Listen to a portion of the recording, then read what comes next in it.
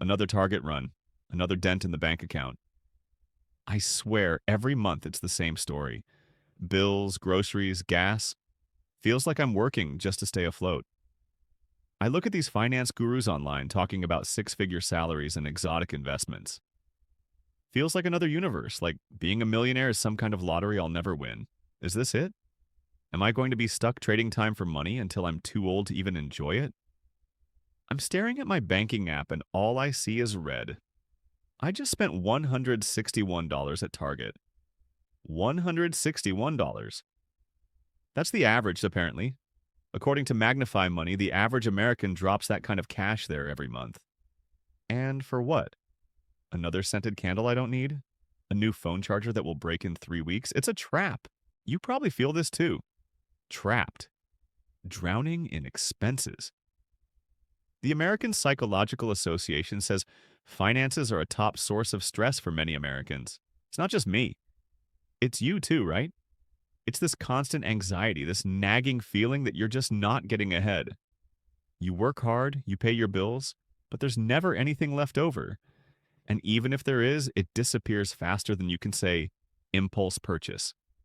Maybe you've even tried budgeting, cut expenses, cancel the Netflix subscription you haven't watched in 8 months, brew your coffee at home instead of hitting Starbucks. But it's never enough. It feels like you're rearranging deck chairs on the Titanic. You start to wonder, what's the point? Why bother? Is financial freedom just a pipe dream for the lucky few? Will I ever escape this cycle? Then a friend showed me something that blew my mind. It wasn't some get-rich-quick scheme or some complicated stock tip. It was just math. Simple, boring, but brutally effective math.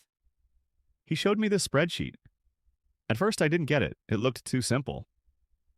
Save $500 a month? That's it? I thought there must be a catch. Scenario A, sticking that $500 in a savings account. After 40 years, I'd have $240,000. Respectable, but not exactly yacht money. You could buy a really nice car, maybe two. Scenario B, investing that same $500 in something like the S&P 500, which has historically averaged around 10% return. After 40 years, $2.8 million. $2.8 million from just $500 a month. It felt like finding a cheat code to life. The S&P 500 average return is around 10% annually. That is a game changer. Think about it. The banks are making fortunes off your money while you're getting pennies in return. Meanwhile, Jack down on Wall Street is laughing all the way to the bank. Don't let him. But here's the real kicker. It's not about timing the market. It's about time in the market. The longer your money has to grow, the bigger that snowball gets. That's the secret sauce, compound interest. Let me introduce you to Jessica. Jessica, at 28, started investing $500 a month into the S&P 500. 40 years later, she's chilling with $2.8 million. Not bad, Jessica. Not bad at all. Now, consider Amanda. Amanda also saved $500 per month, but she kept it in a savings account earning next to nothing, or splurged it on random stuff. Amanda missed out on the exponential growth.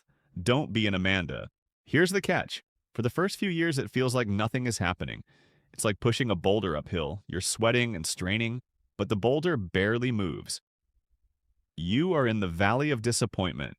You're putting in the work, but you're barely seeing any results. It's tempting to quit. To say, this isn't working. But that's the exponential nature of compounding. It's slow at first, then it snowballs. Think of Jessica. She keeps investing, even when her account balance barely seems to budge. She trusts the math. She stays the course. After about 7 years, that curve starts to bend upwards. The boulder starts rolling faster.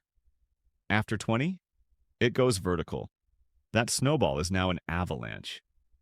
The crazy part? Of that $2.8 million, only $240,000 came from my own pocket. Over 90% of it was from the interest. It's as if you are being paid to be patient. You are being rewarded for delayed gratification.